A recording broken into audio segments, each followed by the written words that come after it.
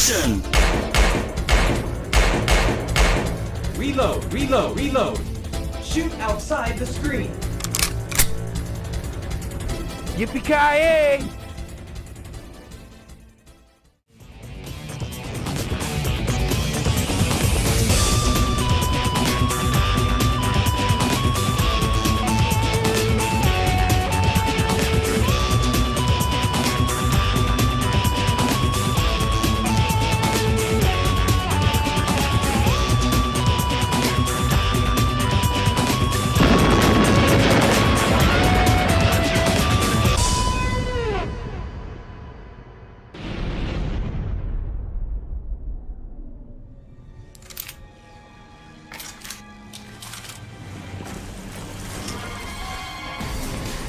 A great warrior is born to fight.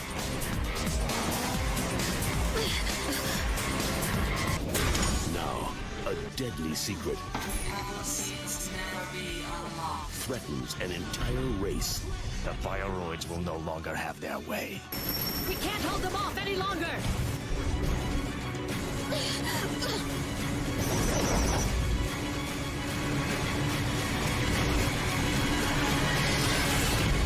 AppleSeed.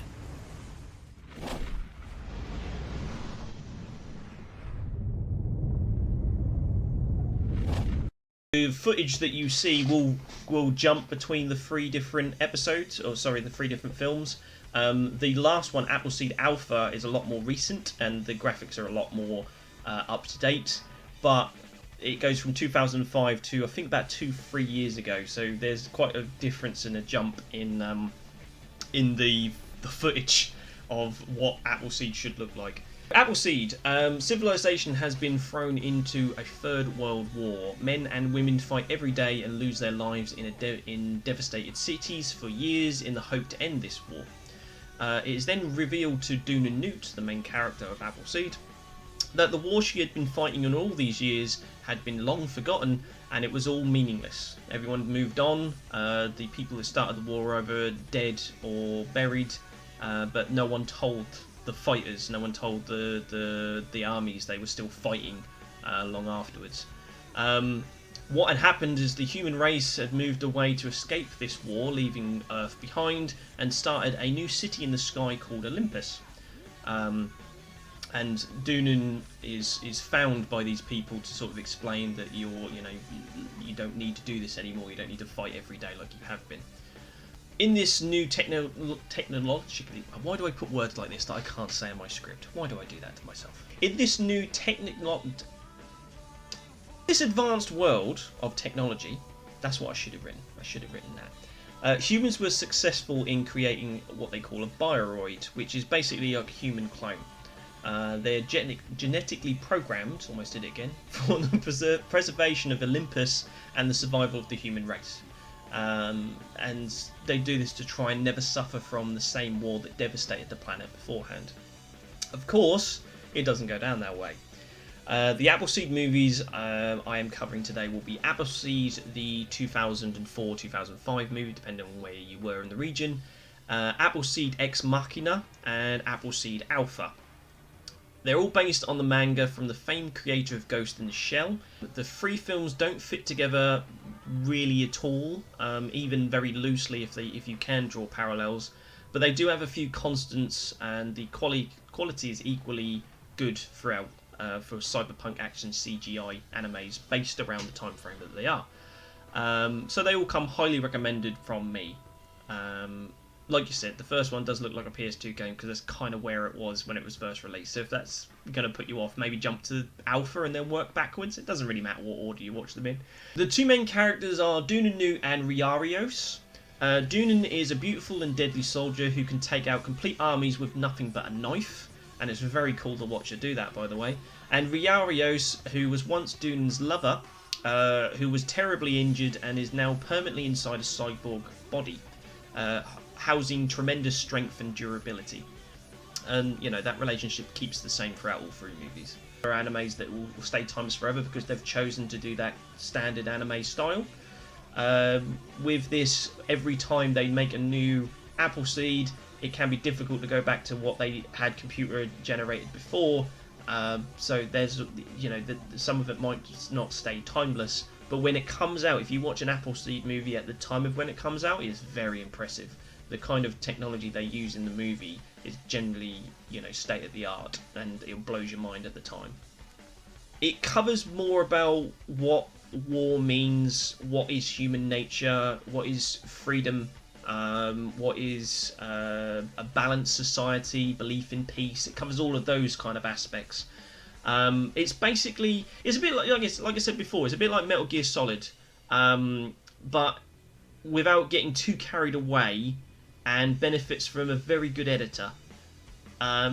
Much like I feel Kojima could have benefited from the very beginning, because I think he's got some good ideas, but he just goes too far sometimes and doesn't stop and keeps hammering in his point.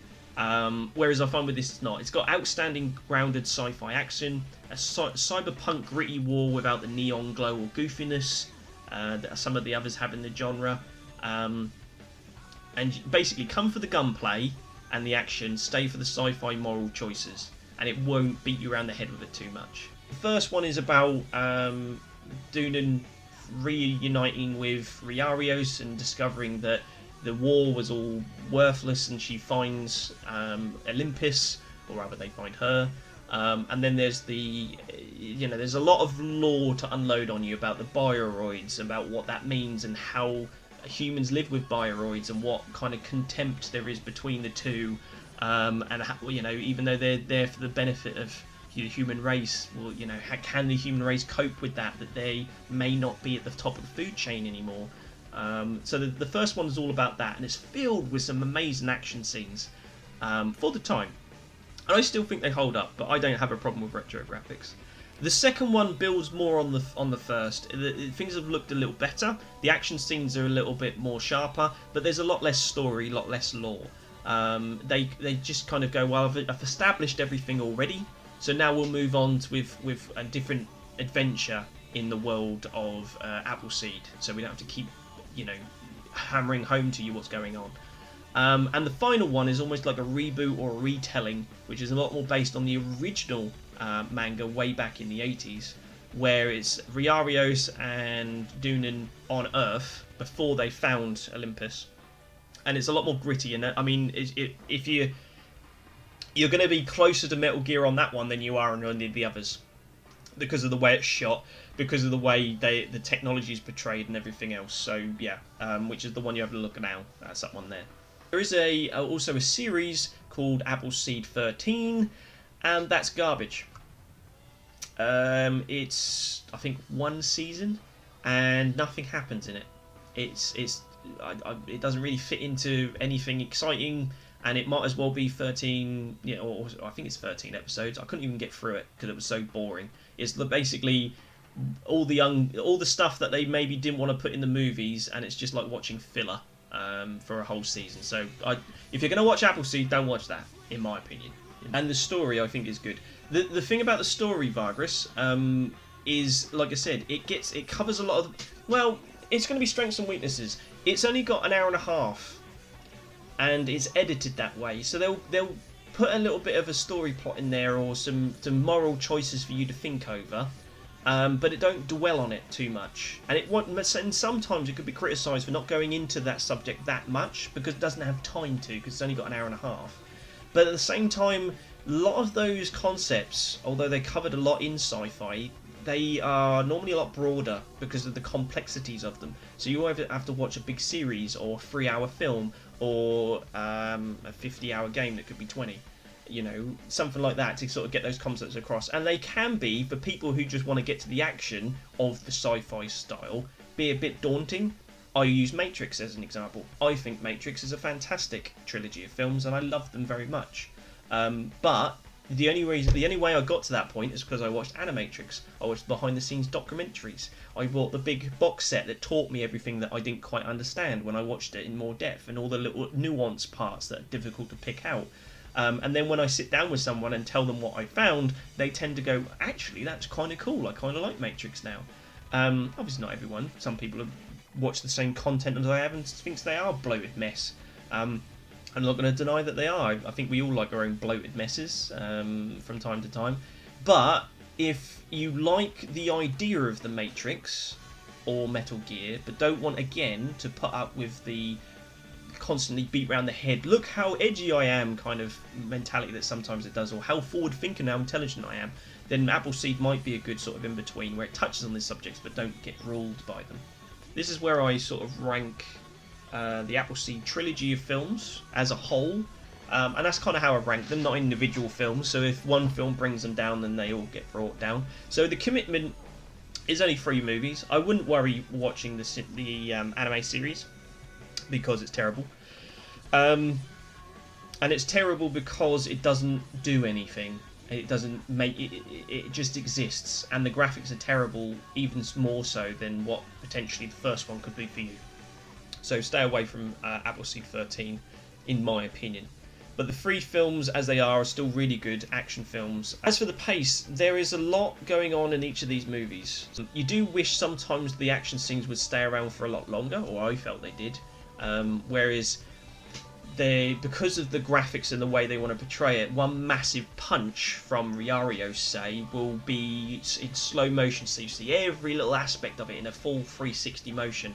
And because he's a very much one punch and that's the end of the fight kind of character, some of the action scenes can be over very quickly and you think, oh really, that was just getting good. There's plenty of moral story suggested in it also, so that's where it will slow down a little bit to sort of go through this, the concept of this world, like all sci-fi does.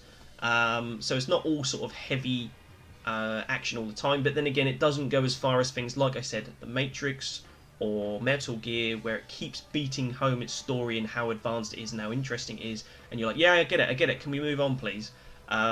It just sort of says it once, and some people that might not be enough. Some of you might look at that and go, I kind of want to know a bit more about that, or see why that's relevant a bit more. But again, snappy, gets to the point, gets to the action scenes, and on to the next part afterwards. Animation, which is the tough one, overall, for the time that they watched them, are great.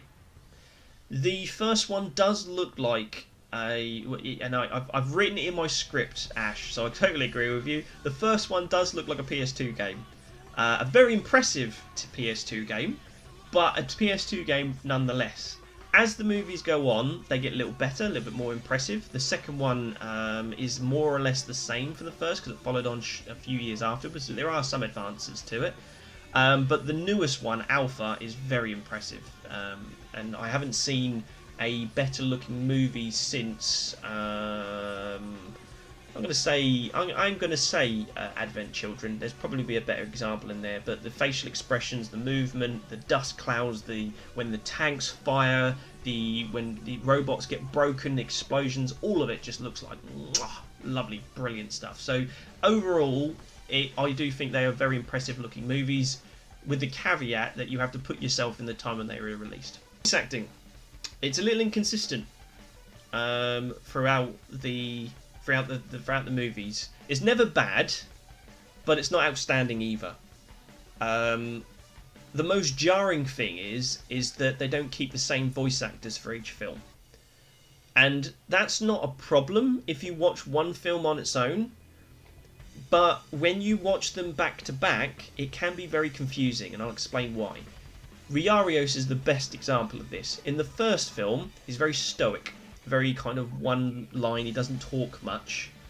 When he does talk, it's very good, very to the point. But in the second one, they lose that. He becomes a lot more driven by his emotions. The voice actor decided to take more of a kind of a passionate take on him.